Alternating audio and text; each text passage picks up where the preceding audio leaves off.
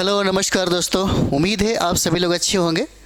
तो हम लोग अभी पर्यावरण और हम 5 क्लास का SCERT का ये किताब हो जाता है ना, भाग 3 कक्षा 5। और पर्यावरण से आपको पता है बिहार शिक्षक भर्ती में बहुत ही इम्पॉर्टेंट सब्जेक्ट हो जाता है, जहाँ से 10 प्रश्न पूछे जाते हैं। हम लोगों ने यहाँ तक ख़त्म किया था, है ना। तो चलिए हम लोग शुरुआत करते हैं। बीजों का बिखरना। बीजों का बिखरना बुक्स अगर आपके पास होगा तो ज़रूर पढ़िएगा। कहानी के माध्यम से समझाने की कोशिश की गई है और प्रश्न भी उसी से बनाया जाता है। हम बार बार आपको यही बात कहते हैं कि देखिएगा SCERT कोई भी विद्यार्थी अच्छे तरीके से अगर पढ़ेगा तो निश्चित तौर पे प्रश्न BPSC के द्वारा जो भी बनाया जाएगा वो बनेगा ज़रूर। बस तरीका होता है पढ़ने का। अगर आप पढ़ रहे हैं तो निश्चित तौर पे आपसे प्रश्न बनेगा। तो चलिए हम लोग शुरुआत करते हैं। अध्याय 3 हो जाएगा बीजों का बिखरना। जैन धर्म के 24वें तीर्थंकर वर्धमान महावीर का मंदिर जमुई जिला के सिकंदरा प्रखंड स्थित लछुआड़ गांव में है ना। आपको पता होगा जैन धर्म के संस्थापक ऋषभदेव हैं, लेकिन जैन धर्म के वास्तविक संस्थापक, है ना, वास्तविक संस्थापक महावीर को कहा जाता है, जिनके मंदिर जमुई जिला के सिकंदरा प्रखंड में लछुआड़ा गांव में है।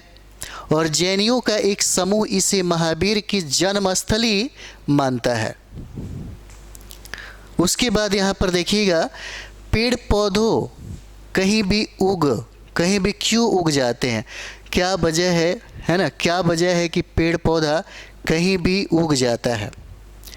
क्या चाहिए, एक बीज को कहीं भी जन्म लेने के लिए क्या चाहिए।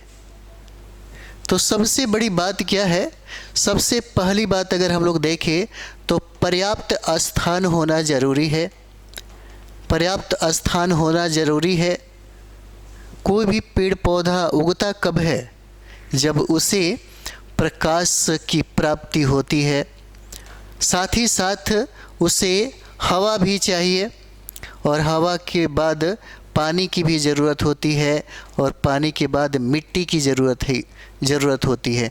अगर इतना सब कुछ है तो पौधे को उगने में समय नहीं लगता। यही वो सारा व्यवस्था है, यही वो जीवन है पौधों के लिए। कहता है कि यहाँ पर पेड़ पौधे कहीं भी क्यों उग जाते हैं, है ना। तो पर्याप्त स्थान होना चाहिए, इसके लिए प्रकाश होना चाहिए, हवा होना चाहिए, पानी और मिट्टी होना चाहिए। प्रकाश से ही पेड़ पौधे भी अपना भोजन बनाते हैं, तब जाकर के वो फलते फूलते हैं। चलिए यहाँ पर कहता है कि चटक कर फट कर बिखरने वाले बीज कौन कौन हो जाएंगे। बीज के लिए अगर हम लोग देखें तो बहुत ऐसे माध्यम हैं। जैसे कभी कभी आप देखते होंगे कहीं पहाड़ों पे पठारों पे भी पेड़ पौधे उग जाते हैं। अगर हम लोग देखें यहाँ पर तो सबसे बड़ी बात है कि कभी कभी कोई हवा में तैर कर उड़ कर भी जो बीज है, जो बहुत ही हल्के होते हैं, जो हवाओं के साथ उड़कर काफ़ी दूर तक जा सकते हैं, जो हवाओं के साथ चल के दूर तक जा सकते हैं, उनमें कपास का बीज हो जाता है। आप देखते होंगे कपास का बीज जो है, कपास का बीज हवाओं के साथ उड़कर बहुत दूर तक जा सकता है और कहीं भी अगर वो गिरे तो ज़मीन पर अगर पर्याप्त वहाँ का परिस्थितियाँ जो अनुकूल है तो वहाँ पर वो उग जाएंगे। जैसे कपास हो जाएगा। जैसे आप देखते होंगे अकवन का पौधा हो जाएगा, है ना।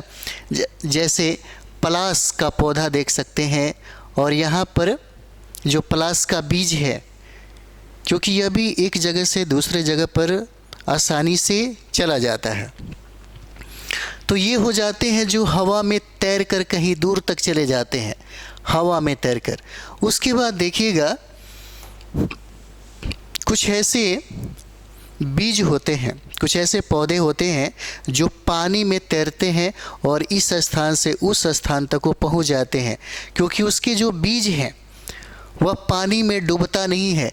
जैसे आप देखते होंगे सिंघाड़ा, सिंघाड़ा देखते होंगे, कमल का बीज भी आप देखते होंगे, कमल का फूल भी देखते होंगे, कुमुदनी का भी फूल देख सकते हैं, कुमुदनी का, है ना। उसके बाद जलकुंभी भी आप देख सकते हैं, जलकुंभी भी हो जाएगा।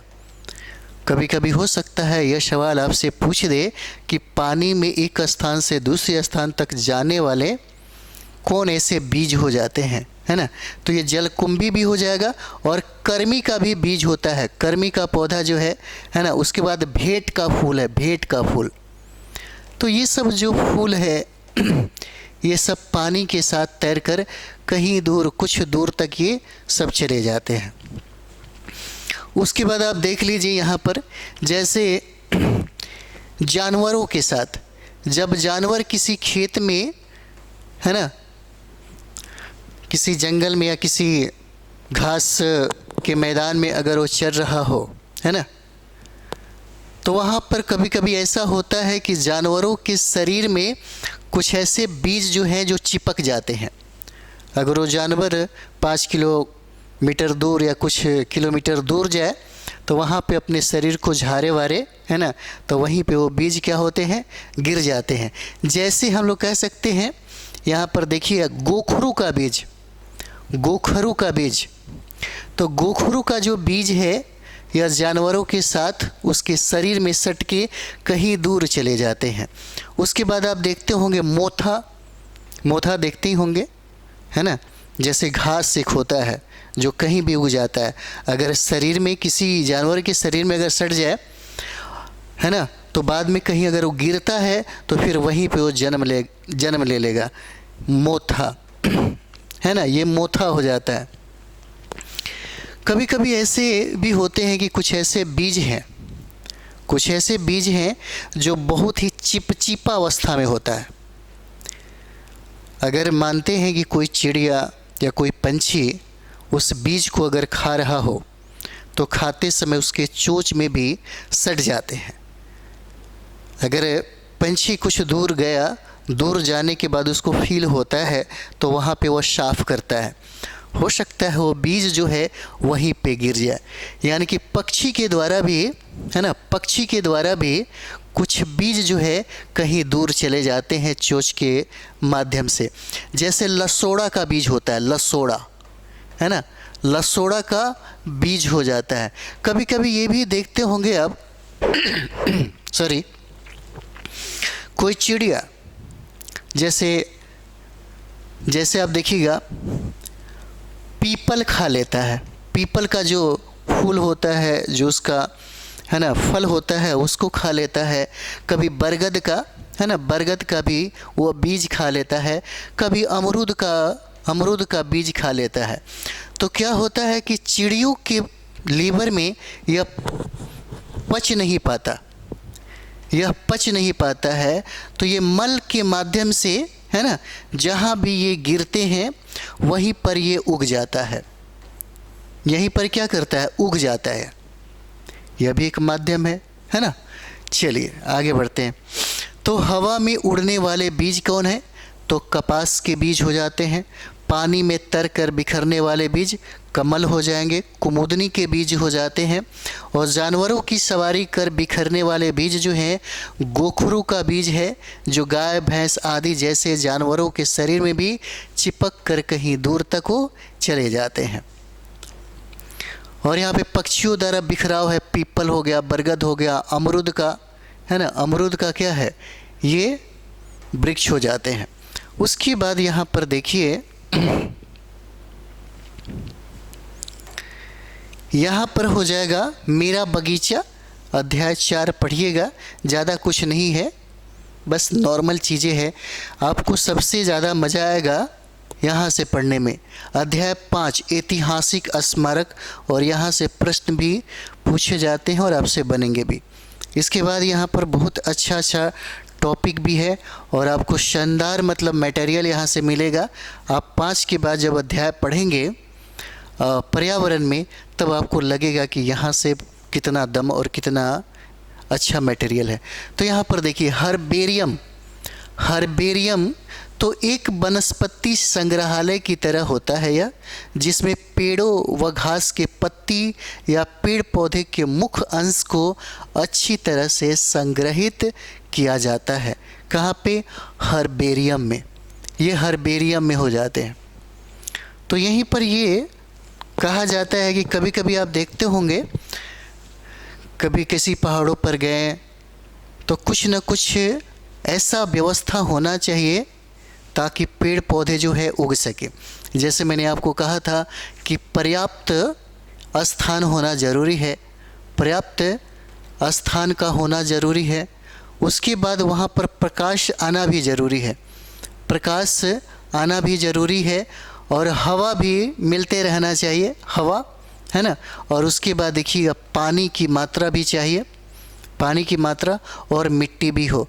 अगर इतना सब कुछ है तो पेड़ पौधों को उगने में समय नहीं लगता, ये अनुकूल स्थितियाँ हो जाती हैं, है ना।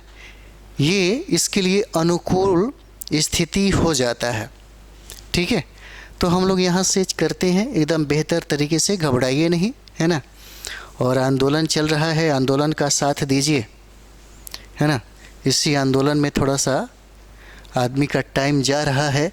बाकी हम लोग जैसे ही कुछ दिनों के बाद, 2-4 दिनों के बाद हम लोग एकदम लंबा क्लास लेंगे।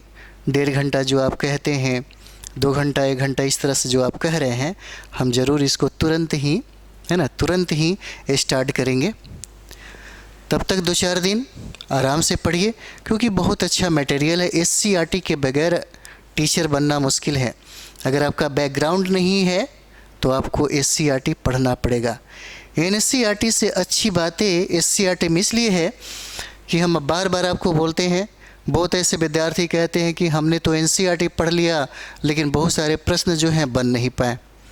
तो बहुत ऐसे प्रश्न ऐसे पूछे जाते हैं किसी भी राज्य का। जब भी प्रश्न बनता है तो उस राज्य का संदर्भ दिया जाता है प्रश्नों में, और जब बिहार के संदर्भ में अगर प्रश्न पूछ दे तो SCERT पढ़ने वाला विद्यार्थी उसे कंप्लीट करेगा, उसे बनाएगा। तो चलिए मिलते हैं हम लोग नेक्स्ट वीडियो में। थैंक यू वेरी मच आप सभी लोग।